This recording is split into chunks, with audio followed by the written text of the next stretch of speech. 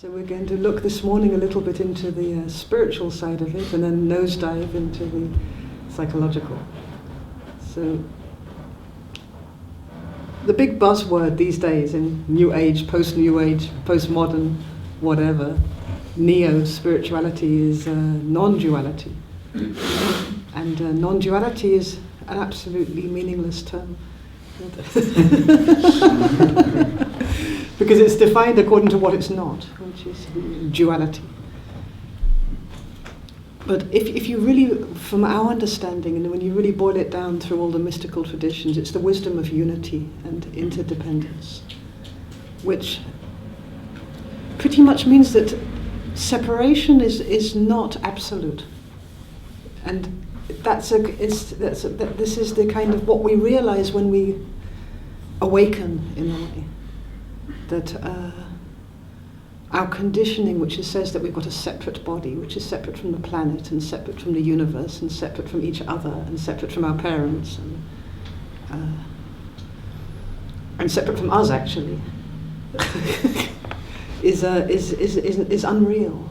That we carry this concept, this mental conceptualization of being a separate entity, which, while we might be unique and differentiated and responsible, intensely responsible for being alive, it doesn't mean that we're absolutely separate, that there's a disconnect.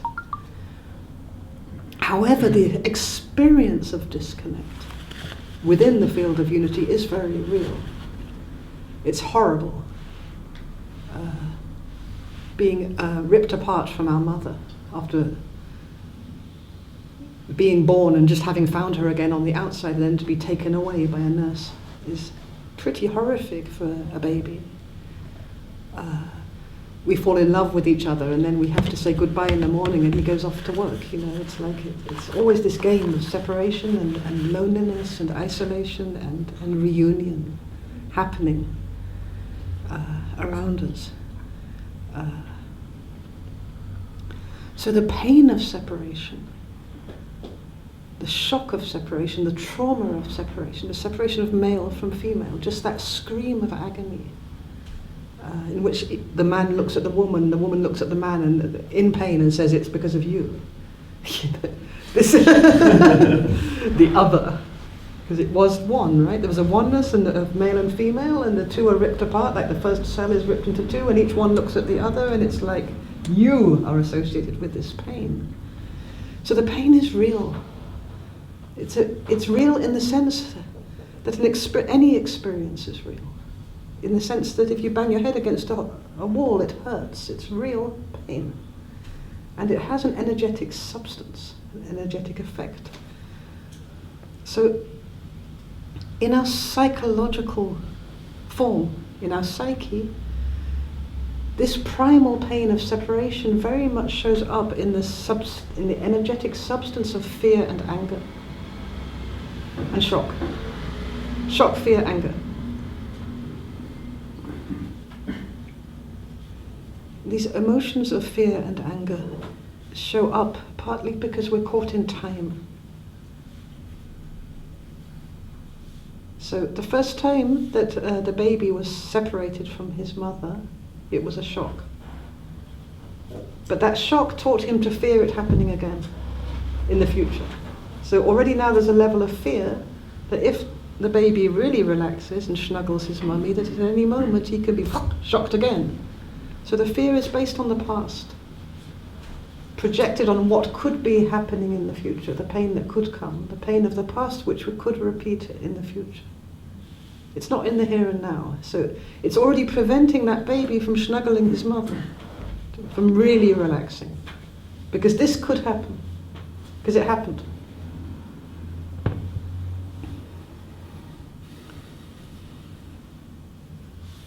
So the energy of fear very much surrounds this experience of having a separate form. And you can feel it, it's the goosebumps, it's the bristling hairs, it's the nerve system is like all the endings are going, whoa. This is the healthy fear. We come to the unhealthy fear, the fear we don't feel. But this level of fear is very much connected with the contact point between ourselves and what is now conceived of as the other. So, if everything is well with the world, and we're happy and in a state of well-being, it could be experienced as bliss. It's that moment of touch.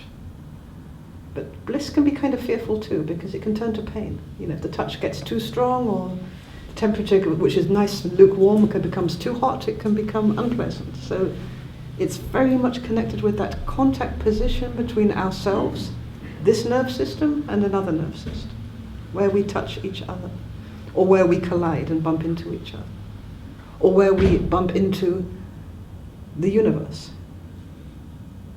where we get separated.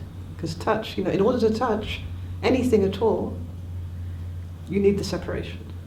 If we're all in unity, non-dual reality all the time, there's no bliss, there's no ecstasy, there's no experience. You need to touch. And you need to separate to touch. If we just stay touching all the time, it's not fun anymore. You need to go like this, right? Depends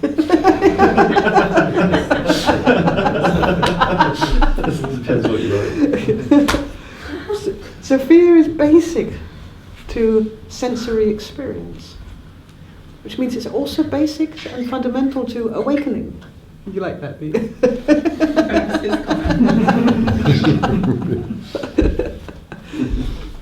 So fear plays a big part in awakening, in waking up. And a lot of people, when they experience an awakening of consciousness, experience an incredible bliss. Where once there was fear, now there is bliss. Everything feels alive, fresh.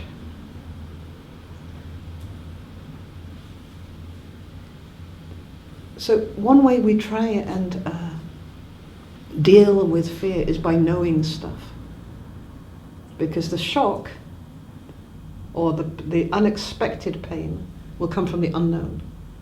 So the unknown is very, very, very spooky to us. So we kind of try to arm ourselves against fear. Information is power, with knowledge, with knowing. And of course knowledge is also based on the past. So it's not really going to help us, we can have the whole map of Bradford on Avon in our heads. And then comes some bus colliding onto the pavement. It's like knowing the map of Bradford on Avon isn't really going to help us jump out of the way. What's going to help us is being in the here and now and hearing the people screaming as the bus charges the pavement and then jumping. I'm speaking like an Israeli now, aren't I? How to survive a terror incident. You never mind Bradford on Avon. I'm homesick. So the best protection against any danger or pain is actually being alive in the here and now with healthy, open nervous system. It's not knowledge. But we're very much trained and taught and educated to arm ourselves, to kind of battle ourselves in with knowing stuff. I know this, I know that, and if I know it, then I feel safe. And what we're doing then is we're blocking the fear of the unknown, which is what we're all born with. We come in, we're born, and it's one big unknown.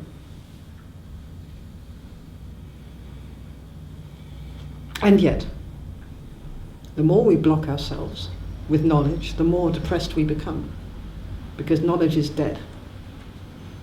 Knowledge is like, there's experience, which is already an after effect of something. I touch this, and then I experience me touching this. So experience, it's in the word ex. It's an after effect of something that happened before. So experience itself is already not that alive. It's alive enough, it's better than knowledge, but it's not that alive. It's an after effect. I'm having an experience. It's already quite fragmented. And then, because of the experience, which is the only way I can know anything at all, then I know stuff. And now it's already historic. It's old, dead knowledge. And meanwhile, life is going on, and I'm knowing stuff about the experience that I had, which was an after effect previously. Here's one I had prepared earlier. It's kind of stale. It's not really responsive and receptive in the here and now. It's not really open to that bliss of being alive.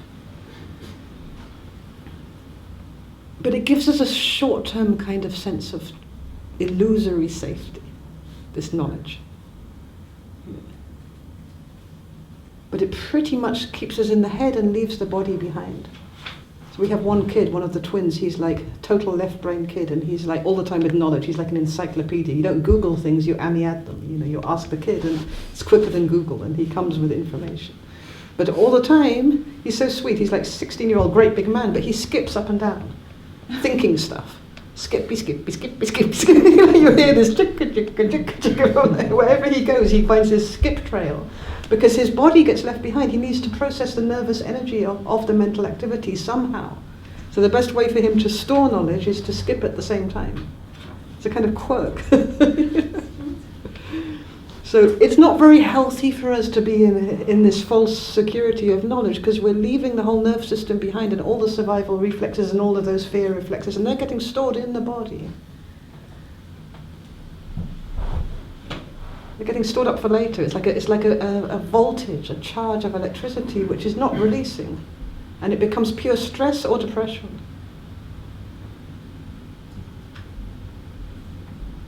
So we end up living in a normality of stress, a habitual level of stress, which is pretty much socially maintained as well. You following? You're not following Yes, how the depression came? Yeah. No, I was just, well, I mean, without,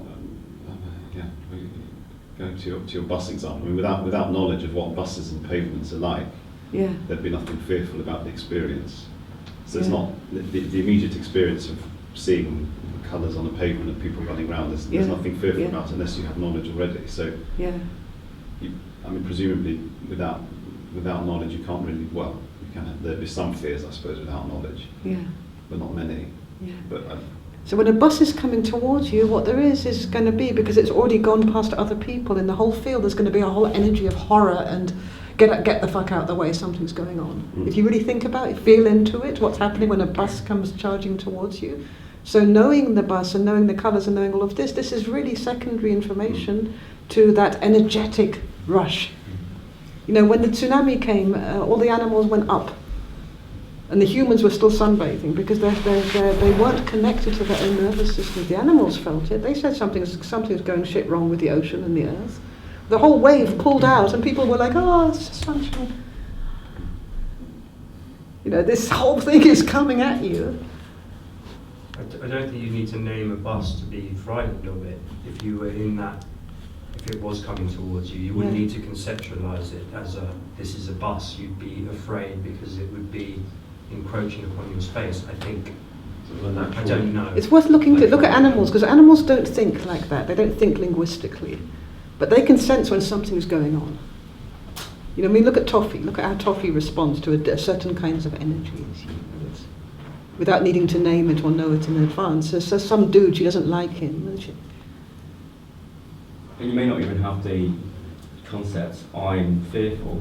Right. It's even that, it's secondary. Pure It's just instinct. Yeah. Yeah. Just pure aliveness, isn't it? Yeah. It's just Yeah. Exactly. So we develop this concept, I'm fearful, and this becomes problematic, or I am angry.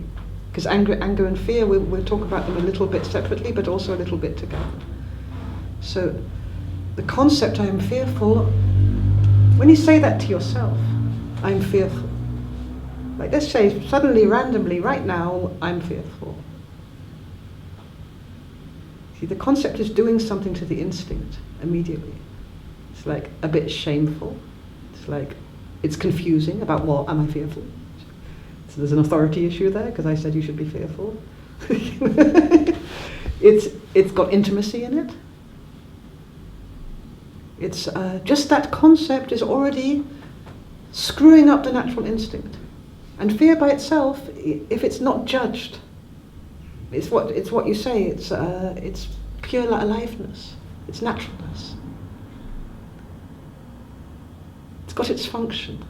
We need it. It's healthy. And this is so important, because when you're working with meditation and exercises and stuff, you know, the unknown starts to come forward. And the unknown comes forward, fear comes forward. And at a certain stage, fear can be like, oh, something's going on, this is interesting, I'm fucking terrified and I don't know why. It's like a good thing. this healthy instinctive fear, when you look into the vast unknown, to feel fear is actually natural. It's not bad. We make it bad with the concept. You know, I am fearful. It's like separating myself. I'm immediately isolated. You can feel the contraction movement the moment the concept comes in. But the mind judges that Yeah. raw aliveness. Yeah. Is it judged for survival? Because it, pseudo survival, like Yeah. knowledge-based survival. Yeah. It Yeah. wants to solidify it, Yeah. to turn it to something, to be in control, Yeah. to be safe. But actually, Yeah. go back to the beginning, there was just a raw sensation, Yeah. aliveness, Yeah. and that was the safety. Yeah. So what you've got there then is two conflicting kinds of survival. You've got the survival of the animal, and we're animals, in naturalness, the instinct, and you've got the social survival. So, you don't come to your first grade at school and look around at all the kids and say, I'm fearful. This is not done. This doesn't really go down well in company. It's like, I'm shit scared right now. It's collectively shamed. We're not educated to recognize fear or to appreciate it or to study it or to... Is the unhealthy fear, Georgi, connected to the fear of being stuck in something forever? I mean, that seems to be my experience, that the kind of fear behind all of these fears, when you name something in that way, is, for instance, my teacher said there's nothing more terrifying than only being one thing. Yeah, And that stuck with me for that's very true. ever. Yeah. That's very, very true. Yeah. So, if we look at the classic psychological fear responses, this is relevant to what you're saying. There is the freeze instinct, freezing, meaning no more movement possible. I just totally freeze. And of course, there's the physical freezing, but some people move their bodies around, but they're frozen inside.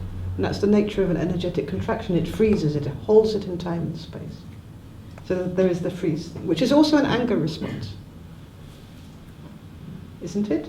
Yeah. You freeze somebody out, or you give them the silent treatment, or Bart says, how are you doing? Are you angry with me? And I say, no. So that's contraction. That's getting stuck in one place forever, because it will wait. That freeze will wait. It's really like in the deep freeze. It will wait until it's taken out, and then it'll be fresh as daisies again. Even if it's decades later, that frozen grief will be there. Even if it waits 50 years, even if it waits generations, it will wait. It's a good freezer. So that's being stuck in a place forever, because we think we're freezing it, but at the same time it begins to form how we relate, and it traps our vitality, it limits our possibility. I will never ever be like my father keeps you in one place forever, for example. So it's the random example. So that's what the freeze instinct is, one of the fear responses. Another one is flight. This is much more mine, actually. I do them all. Flight is like run for China. Like, oh God, this is awkward, let's get the hell out of here. It's quite a sociopathic instinct, not to mix with people in the first place. To go and to want to go in your own car so that you can make a getaway. All of these kind of... I'm really only talking about myself. I keep making eye contact with people. It's like And then you worry. So you think you're the authority. So. Yeah. So the freeze, flight, and fight is the other fear response, to attack like hell, which is also an anger response. So flight, to abandon your beloved, is an anger response as well. To walk out. I can't stand this anymore, whammo. Off you go, rage. That's it. So we have freeze, flight, and fight. Three classical psychological fear responses, which just happen to be anger responses as well. And you'll notice it's all to do with the lack of time and space for us, these responses. It's to do with a crisis around the sense of separation, the energetic substance of the separate self.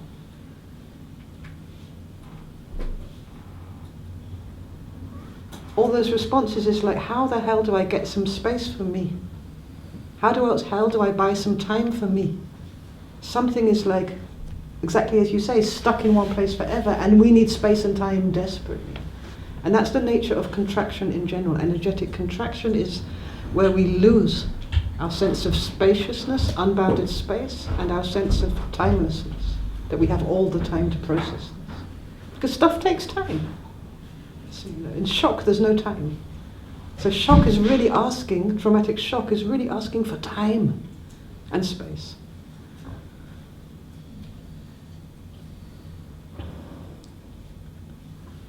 So until now, we're still in the state of naturalness. All of this is totally natural. Those responses are absolutely fine. If you go into a fear, take time and space. Doesn't matter which response, go with it. It's still instinct.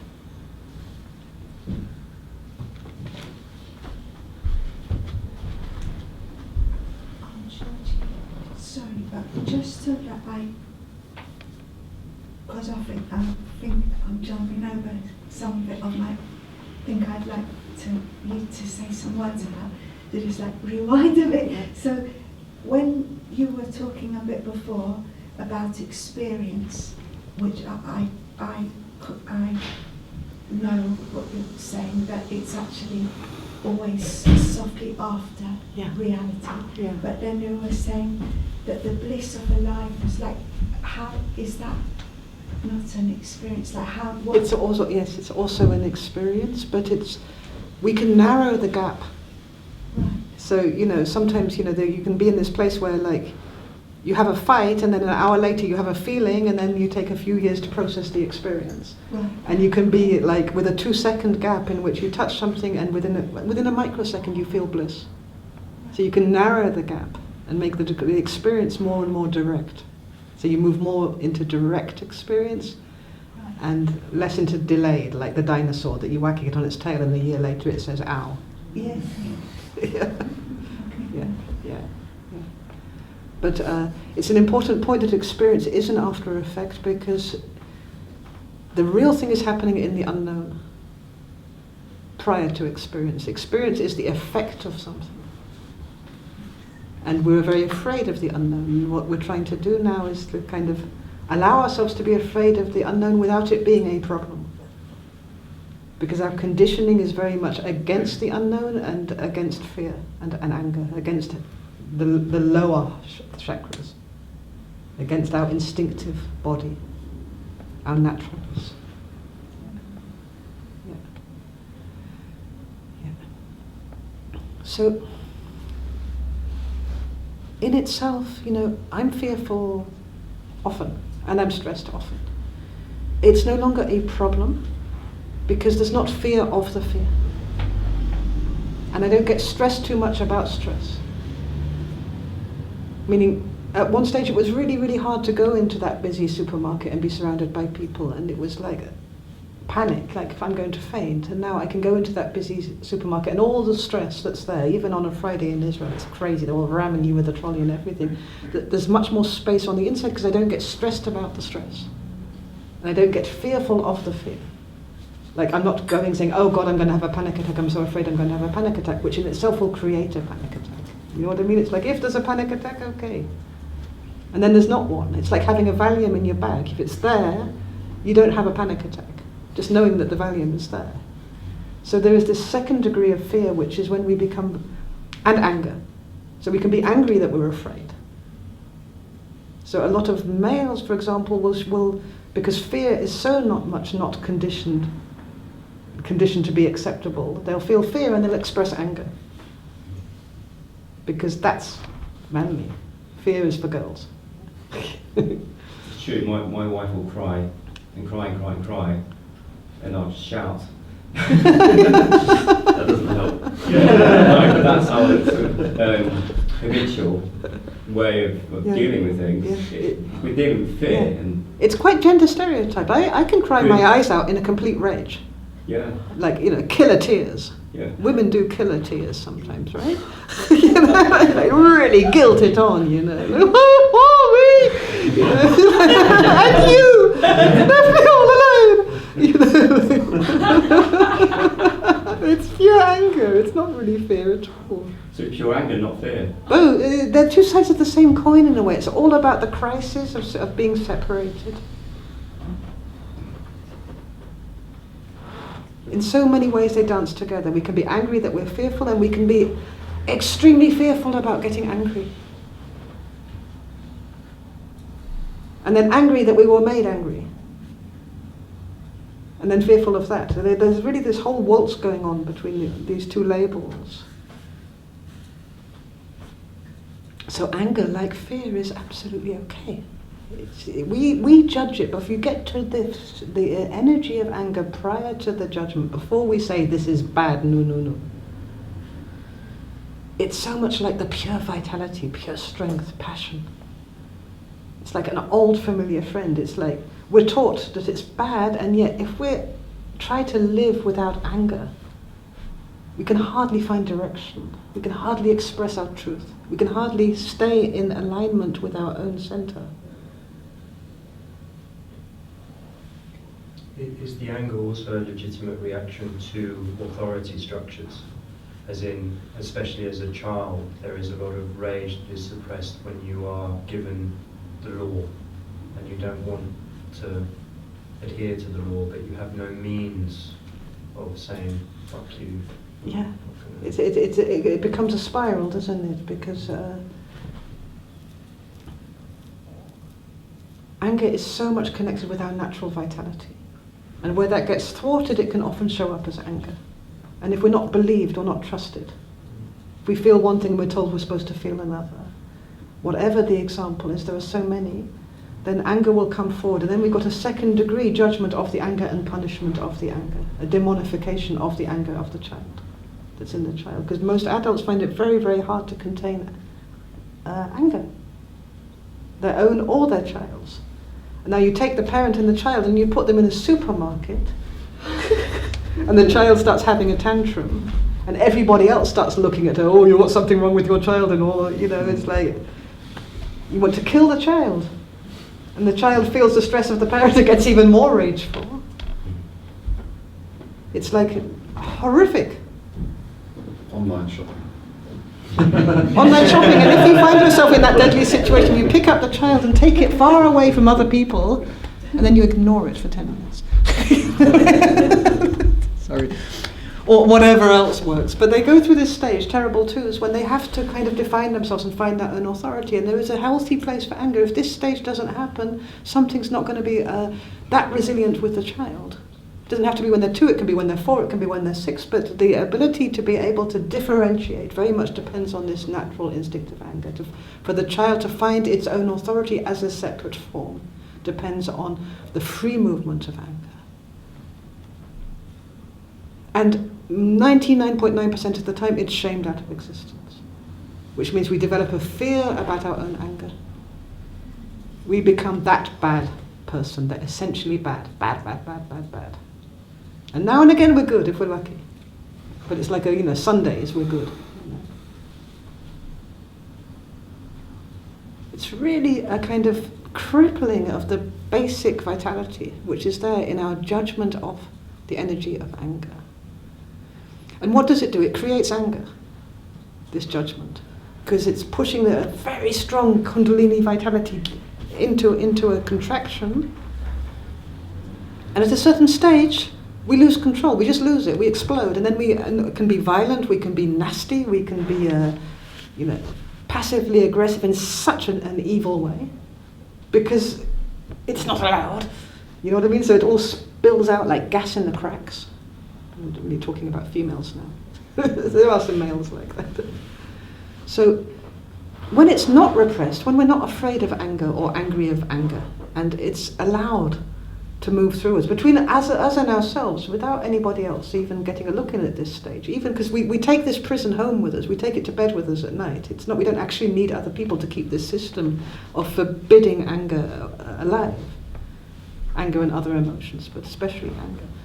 So when it's less, let's make it like that, when it's less repressed, or suppressed, it begins to kind of go into the bloodstream, the energetic bloodstream of the psyche, and it's a bit like strength or, iron. It's like a kind of metal which gives it a certain substantiality. It doesn't look like anger anymore. It looks more like confidence. It looks more like the ability to articulate what's true in the moment without it having to be an absolute truth forever and ever. It grounds us. It's like being plugged into the power source of everything when it's allowed. when it begins to integrate. And then that rare moments when you really have to growl or bark at somebody, that becomes much less, it's possible at any moment, but it's much less with all the accessories dangling on it. It's not such a big deal. The beautiful thing about this is that when inside ourselves, anger and fear becomes less of an issue and a concept and an ordeal, it changes our ability to relate socially enormously, because we also can contain it in others. It's no longer such a big deal in the people around us. Because, if we're not able to, if we've got a lot of, maybe we don't even know we have it anymore, a lot of numbed, charged anger inside ourselves, which we've been self-sacrificing for our whole life, not being angry because we wanted to be good. Good boy, not angry. And then we've got a partner, and she just kind of starts throwing plates around and expressing anger like a free-for-all. That's not allowed. You've been sacrificing your whole life with not being angry, and this one is just kind of like, whoa! So if somebody's going to be angry, then if someone's really got to be right to be angry, then it's me that's got the right to be angry. And it becomes this kind of game in a lot of couples of like, who has the right to be angry, and a lot of families. Sometimes you get a parent who monopolizes all that right. Only the mother is allowed to be angry. Everybody else has to shut up. There's only space for one kind of thing.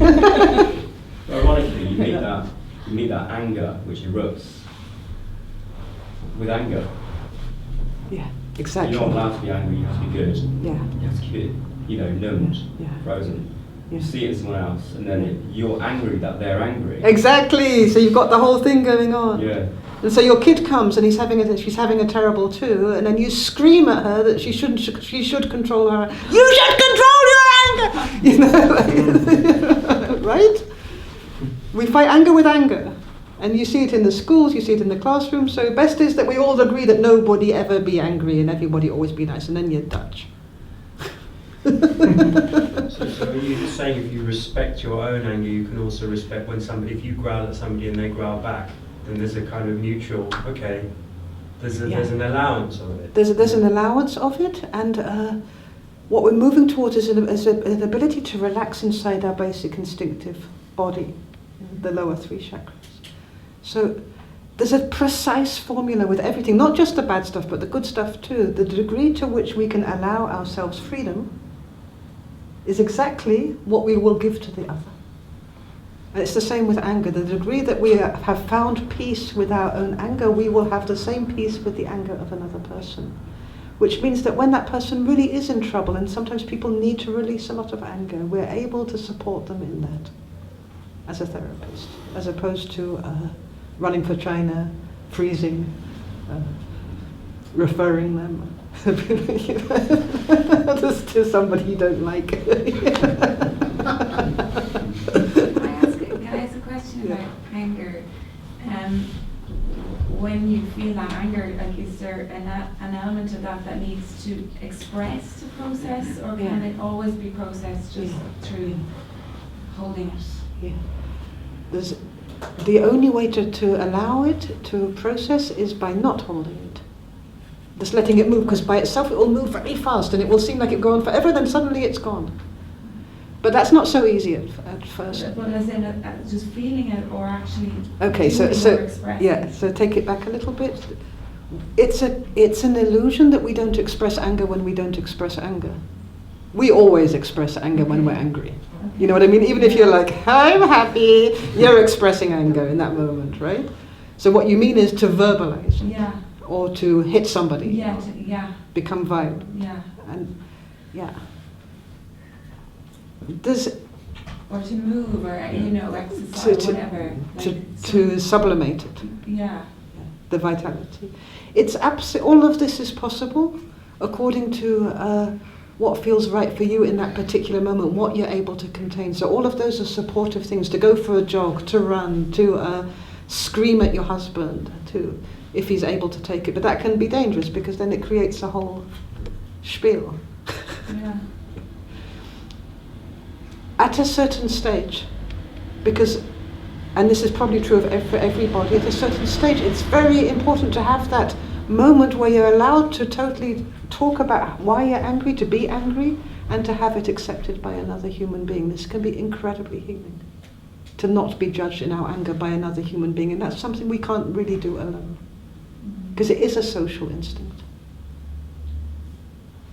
But as a constant thing, what it comes to in general is a place where it's enough to recognize the energy of anger, to take some time and space, look at it, and then to express it in a calm way. I'm really angry right now.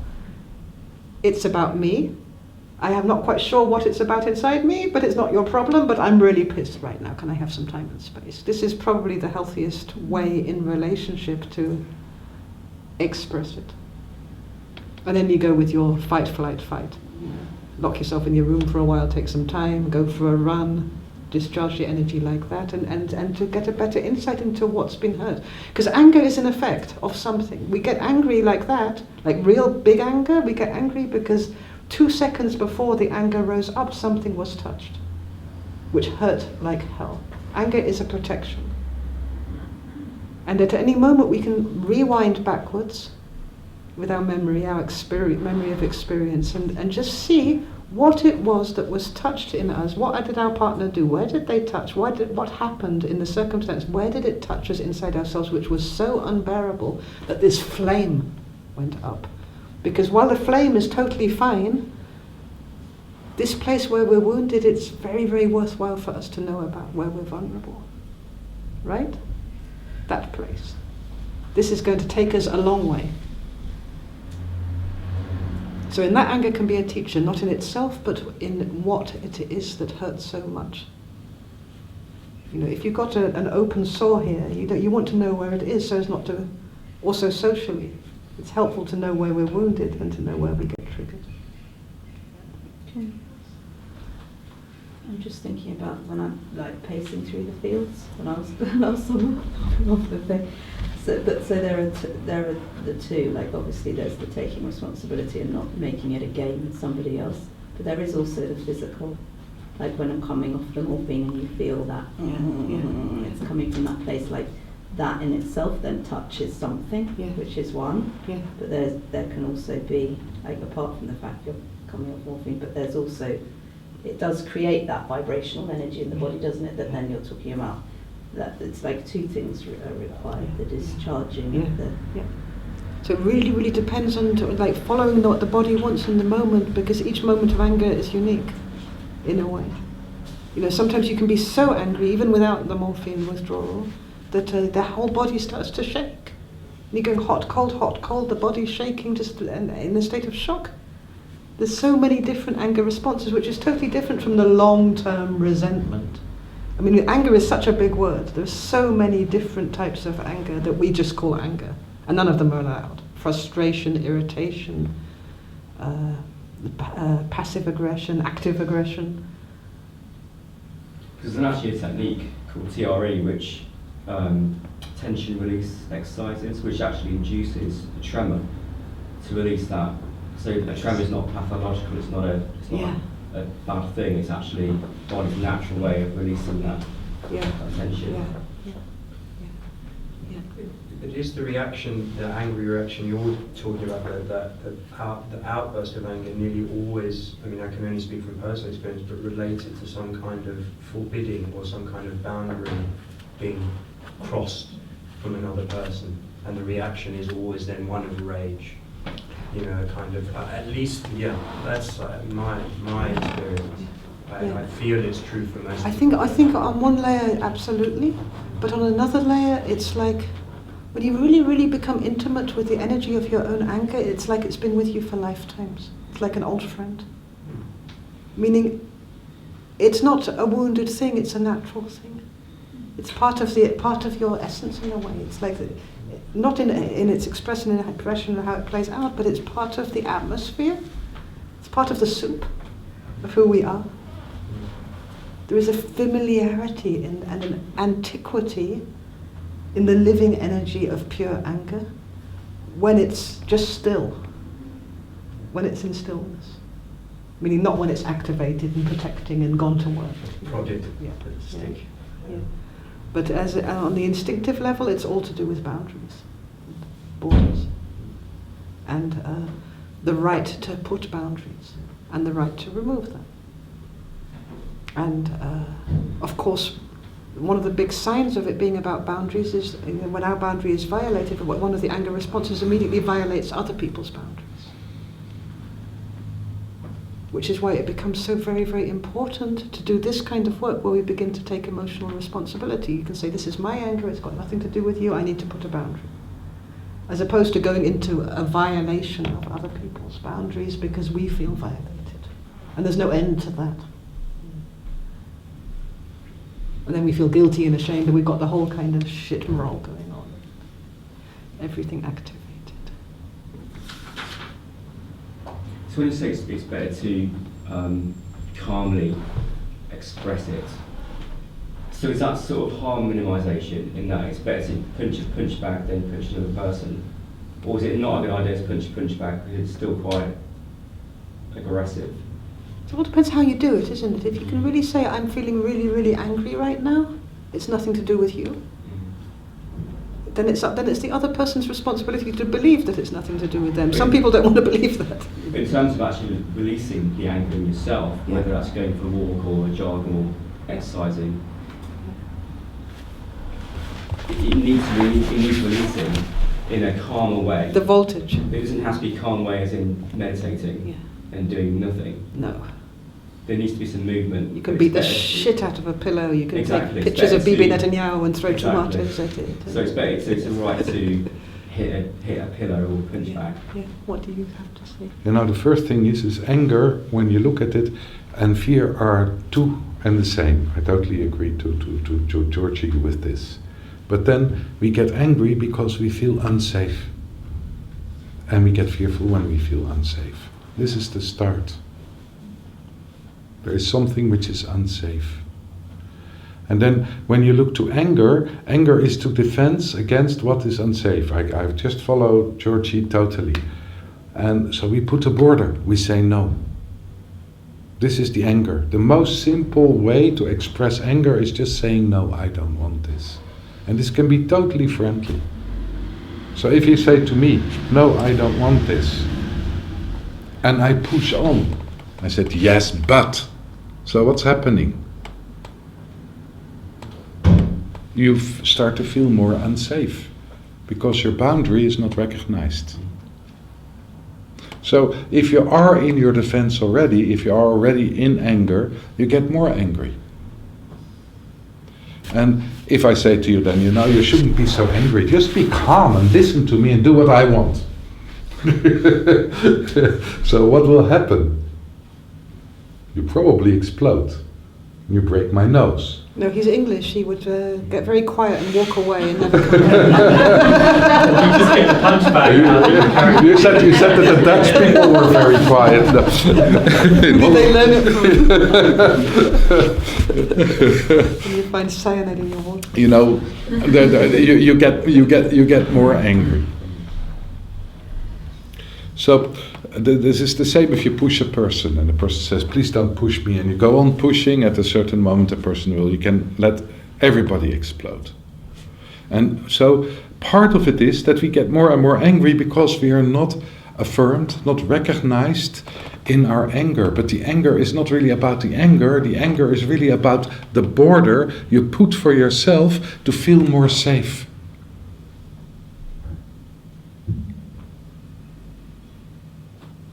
So if you look into this, so how do you deal with an angry person? You respect the border. You listen. So when we are fighting, we don't listen to each other. But what we do is saying, yes, but I, but you always, but, and that makes it worse because it gets more unsafe, and it's basically the physical which gets more unsafe. The nerve system feels that. So if somebody is kind of really pissed off with you and you say, okay, what's happening? I promise you, within 3 words, the person calms down when you really listen. Because at that moment it feels safe again. So that's a little bit the approach of anger, and anger is just an expression of fear. It's But if you haven't had sometimes the possibility to express that, I feel it's also very important to be able to put that boundary up in the first place. Absolutely. To say no. Absolutely. Because if that's taken away from you. Absolutely. If you had no right to put boundaries, and then there is a build-up of fear and a build-up of anger. And it means that our anger, and most of us are in this situation, I think this is what Georgi brought forward as well, is, you know, that what happens then is that there is, you know, a kind of overreaction in rage. So you have to be even more rageful to make clear, you know, to overcome the right not to be rageful. So then we really become aggressive and destructive towards each other.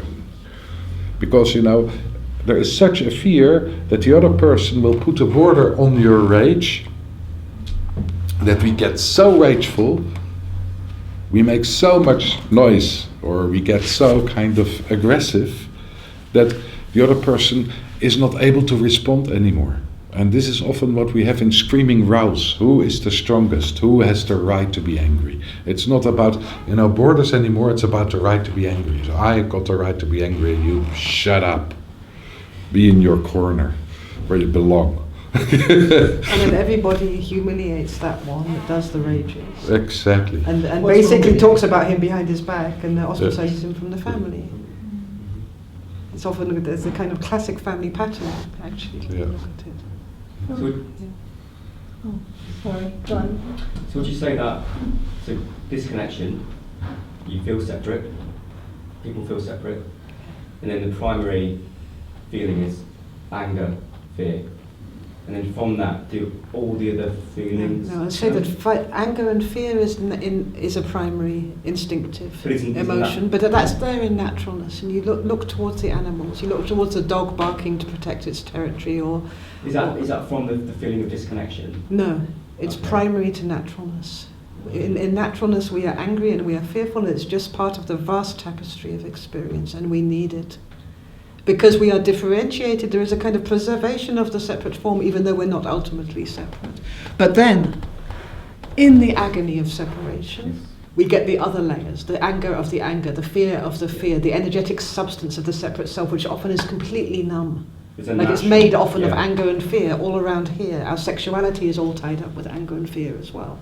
It's also there's a natural anger, fear. Then on top of that, there's the fear about being and so the natural anger, fear in itself, it's pure compassion. We're all in it together. So you see it when all the monkeys start going ooh, ooh, ooh, ooh together in the cage because somebody else, another species is walking by. There is a kind of togetherness in anger and fear which is possible as well.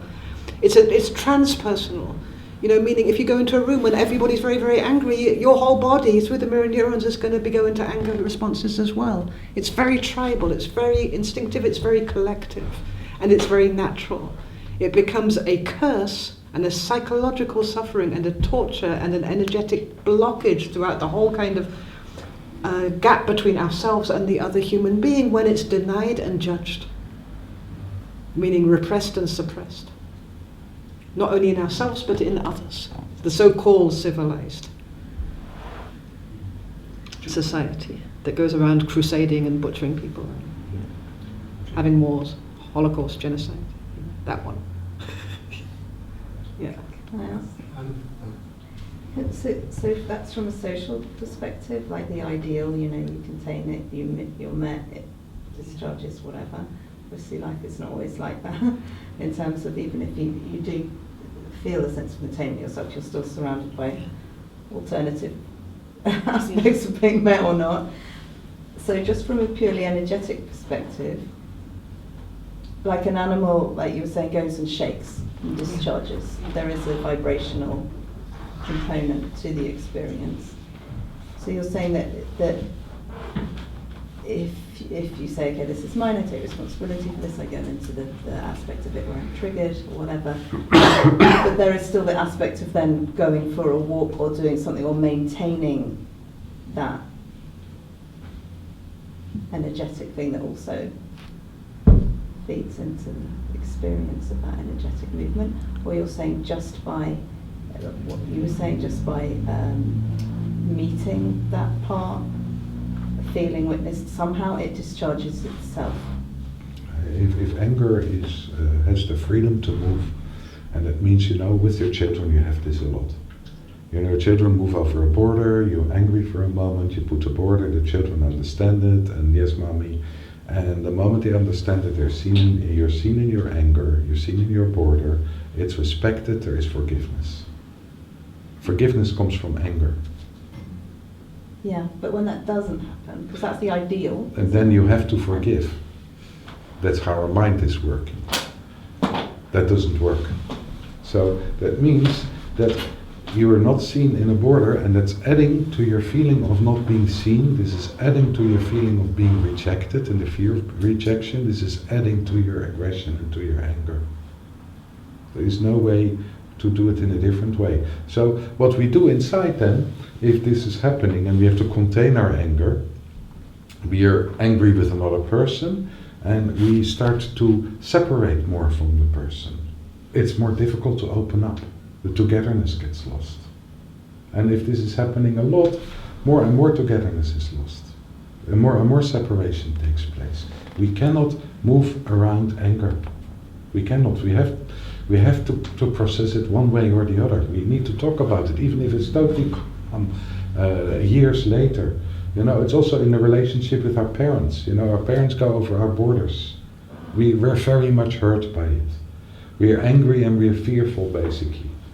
And so what we do is we separate from our parents. We don't take them serious anymore, we don't really see them, and we are lifelong, what you often see in relationships with parents generally, you know, we take little revenges.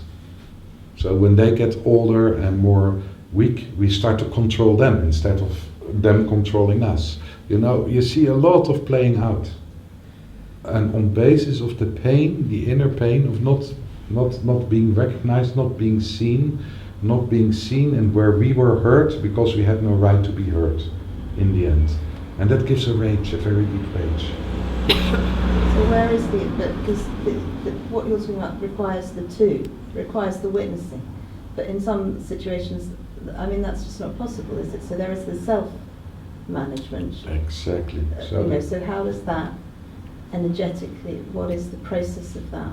Give yourself the fullest right to be angry. Don't give anybody authority over your borders, your anger. This is where we get free.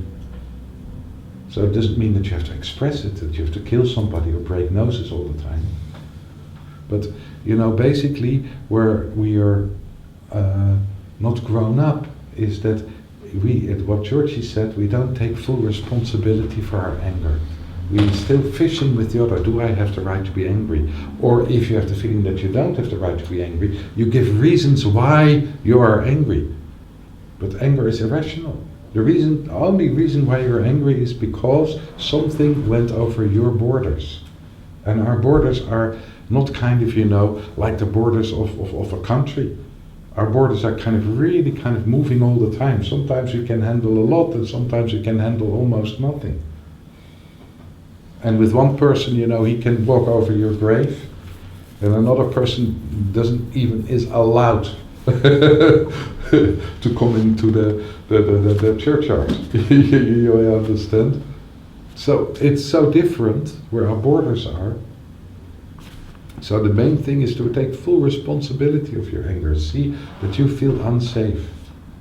And the expression of our anger, the right to feel unsafe, is really not depending on others. If you do give yourself, so you don't resolve the situation, as you're saying, by kind of working out what the problem is and thus letting the border transgression kind of disappear. Yeah. You say, well, okay, that's inevitable. We're not going to be able to solve it like that. I'm not going to diffuse the anger through understanding. I'm now left with my own anger, which I've got to now deal with. You give yourself full full permission to feel it. Does it still require a physical discharge? Yeah, that's her question. Yeah. Sometimes. Yeah. And sometimes not. And sometimes it's really, really good to shout. also about sorry, because this is just also the playing might have been thinking about it a lot, that behind this anger and fear is the pain of separation, which seems to rest on the belief that in order to be a person, to exist, I have to be separate. Yeah. And that seems to be related to leaving your mother, as an example. It's connected to the suffering of anger and fear, when it becomes a real suffering and a limitation. It seems a deeper pain than that fear and anger. Yeah, the pain of creation itself. The whole of creation is based on division. You know, planets colliding, destruction. You know, the original embryo, which you are, got split into two. Everything got split. Everything's alive. This is a pretty painful process, physical creation. But then we try and keep it. We try and keep the form. There's this preserving thing. And anger is also to do with preserving form, keeping things the same. So the thing to do, what anger and fear is doing, because they are such strong instinctive energies, is that we build quickly stories around it. And the stories often involve us having to be good, because judgment came in. We're talking about that degree of anger. So we're good and we're angry because of this. We're fearful because of that. It's always part of a story. So the most pure way to begin to move into the liberation of anger and fear in such a way that it's absolutely natural and okay is to remove the story and change the attitude. Stop judging the anger and fear and begin to be a little bit curious about it. Like, how much more afraid could I be? Wow, I'm really shit scared. Or like, wow, what a rage. Where do I feel it in my body? To go into the direct felt sense of the phenomena of being alive, instinctive animal. The moment we begin to build a story and say it's because of an authority, it's because of my mother, it's because of this and because of that, we're beginning to build ourselves in with the energy of anger. You see what I mean? We're using the cement of anger to lock ourselves into separation. And this is not necessary. It's better to marvel at the phenomena, at the light show, at the fireworks of being alive, than to deaden ourselves with stories because of judgment. And of course, so many of these stories are going to be based on us being the victim. Even if we're the raging psychopath that went and killed everybody in the school on a Monday morning, it's because of what was done to us before that. And because of them, because they're assholes, you know. It's always like victim, victim, victim, which is incredibly disempowering.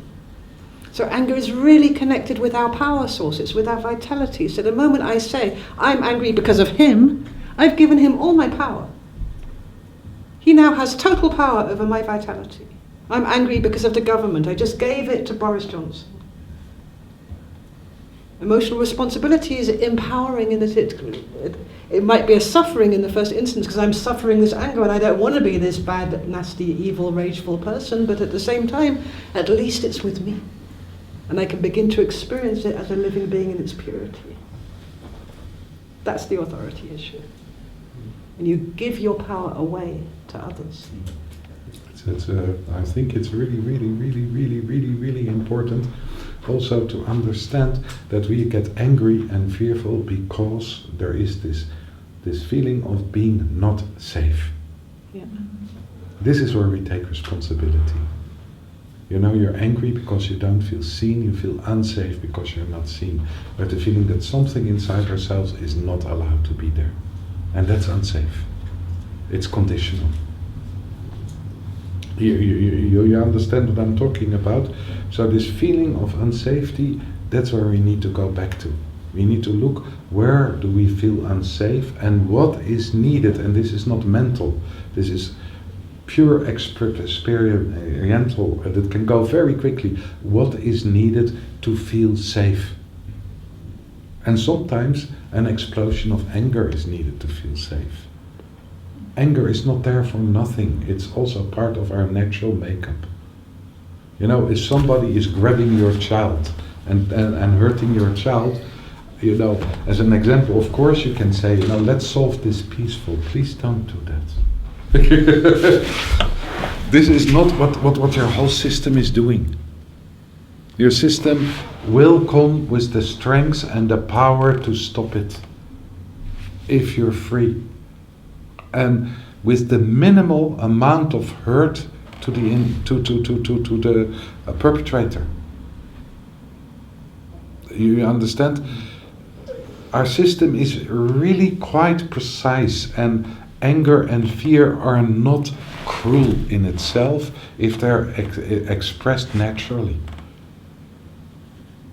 It's when we are not free, or in our fear, we're not able to contain our fear, that we have to go over borders. When we're not free in expressing our anger, and we have to go over borders, then we have to destroy the one who's making us angry, or we have to kill the one who's making us fearful. It's also the inward stuff, isn't there? Like self-harm in its many forms. Exactly. I'm wrong, I'm angry, I can't express it, I'm not allowed, it's frozen. Exactly. Not any knowledge of that being frozen, or even being there, but feeling it. Yeah. And it needing to be let out. And I know, having worked with a lot of people who have self-harmed in different ways, there is this release, and it becomes okay, almost. These feelings become okay when there's a cut or whatever it is. It's all okay again. Then of course later on there's the guilt and the shame and the self-hatred and self-loathing and stuckness. So could you say a little bit about it's a little bit changing subject for now, but when we move things to, when an emotion is impossible to contain, like an inner split, like kill or be killed, victim and perpetrator, and we begin to self-harm, and we become the victim and the perpetrator, in that moment of pain we find unity between victim and perpetrator. Control. Yeah, we get a relief in a way, and we start to process the pure agony, which is subtle, through the dense physical. This is partly how physical disease works as well. The body is there for that, and so there is at least a clarity and a release and a proof and blood in the physical pain, where both come together. Yeah, it's a pathology in itself. Yeah. What's happening? Yeah. How to deal So wait, what you're putting your finger on is exactly that, because the fear and the anger, we said it's about the separate self, but it's about all the separate selves within the psyche, all those places where we split.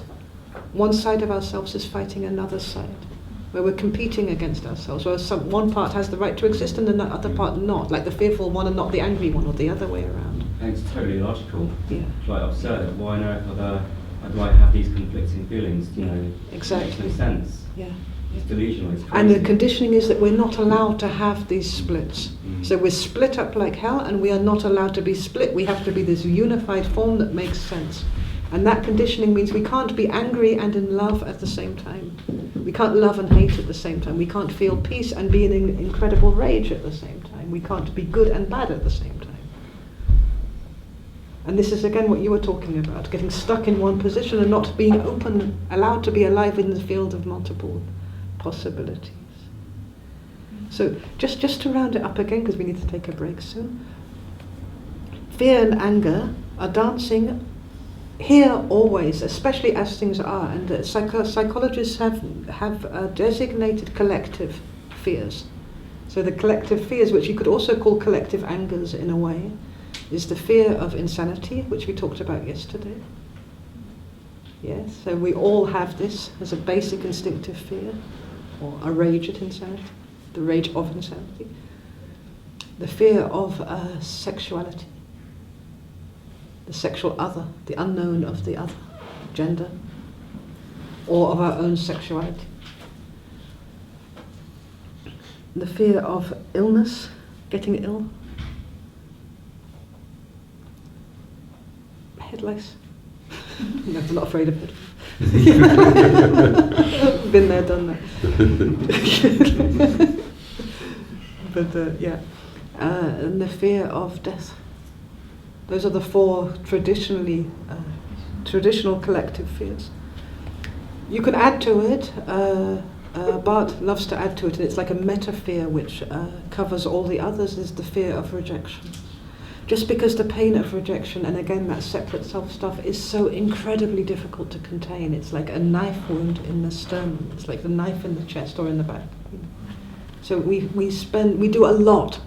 We fear it so much. We do an enormous amount. Like the whole social field is created to kind of avoid this pain of rejection. We'll pretend to be somebody completely different from what we are in order not to get rejected for who we are. This is the whole foundation of ego in a way, keeping up appearances. And then there's the fear of the unknown, fear of change. Two major fears when you look in the whole area of inner growth and transformation, even without other people being involved. If we're afraid of being confused, afraid of things moving, things transforming, of not knowing what's going to be next. I mean, so often in sessions people say, I want to know where I'm going. It's like, how can you know when you're going until you get there?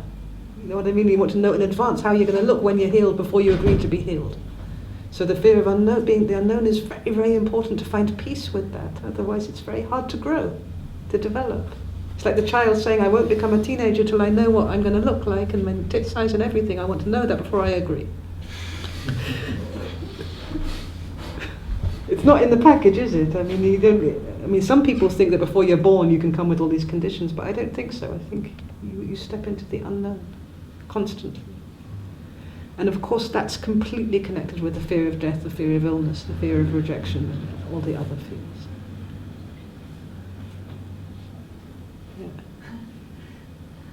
Yeah. So the 4 classic fears is conventional psychology, and we add to it the other ones. Collective fears, meaning everybody got them.